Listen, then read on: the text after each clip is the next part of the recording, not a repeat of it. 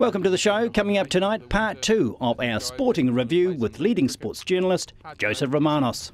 All right, let's have a look at another series completed concurrent with our own, and that was Australia being close to humiliated.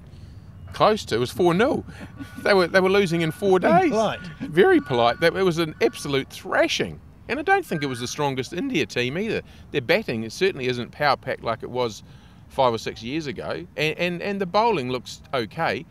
It's just Australia was so poor, they couldn't play any spin bowling at all.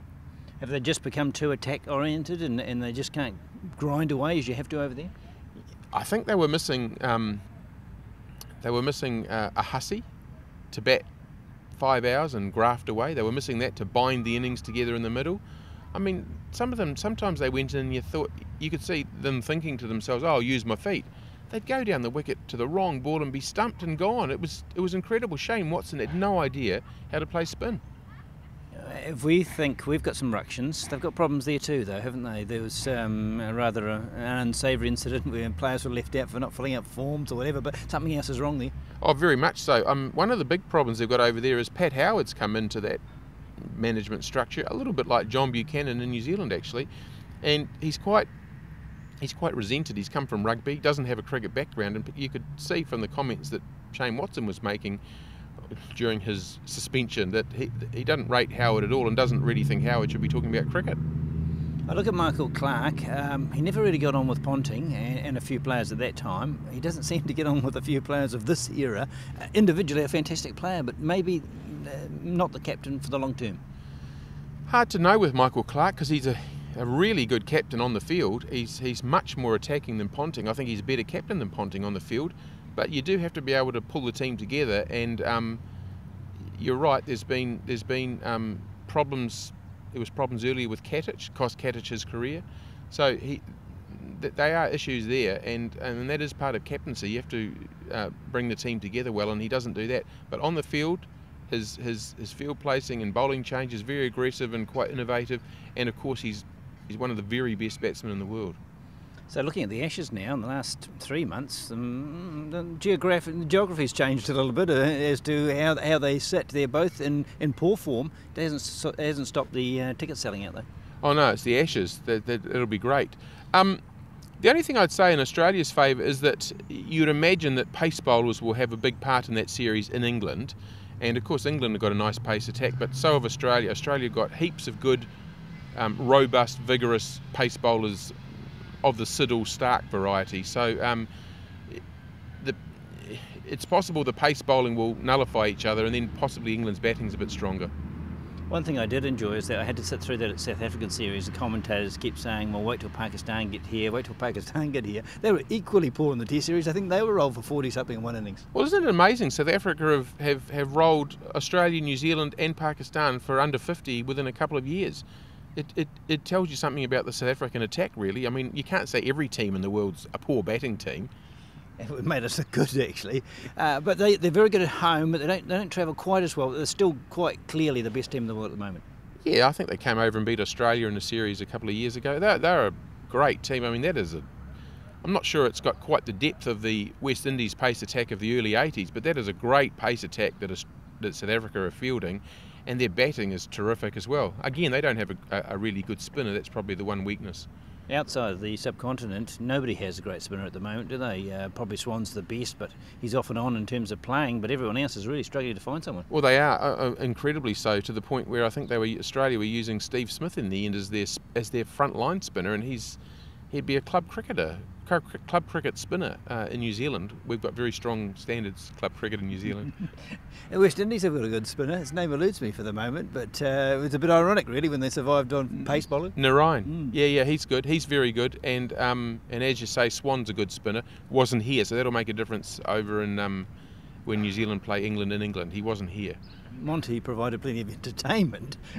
Yeah, I mean, he's pretty good, Monty, isn't he? I mean, they make fun of him, but I mean, let's face it, he's now batted 3 times to save a Test match. He batted 90 minutes against Australia in Cardiff to save a Test match.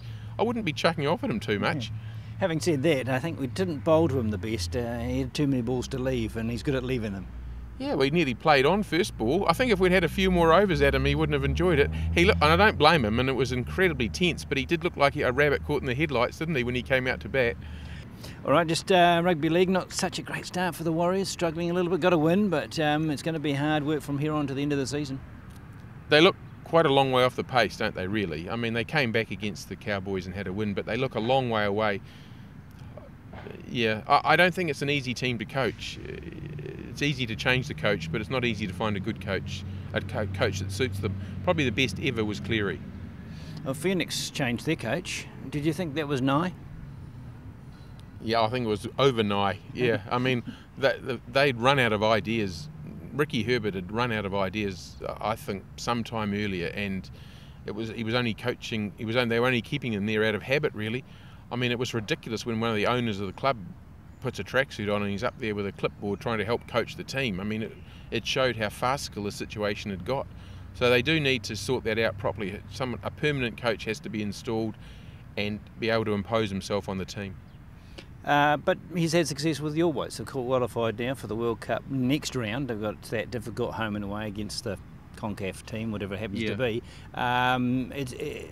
We do get a soft ride, don't we?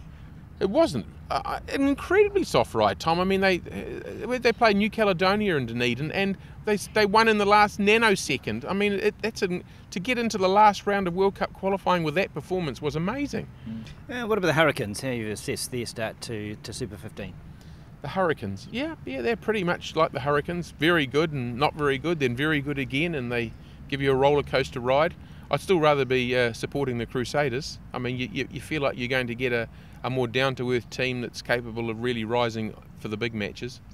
There is something about it, I hate to use the word, but culture down there that just continues to turn out good players, good backup players, and they just seem to pace themselves well through the season. Yeah, they do. They play well when they need to, and they've got that ability. I mean, it was a fantastic win in South Africa the other day when they're missing so many players, more players. Franks was off injured, and to come back and overcome all that and win told me about the real quality and the depth in that squad.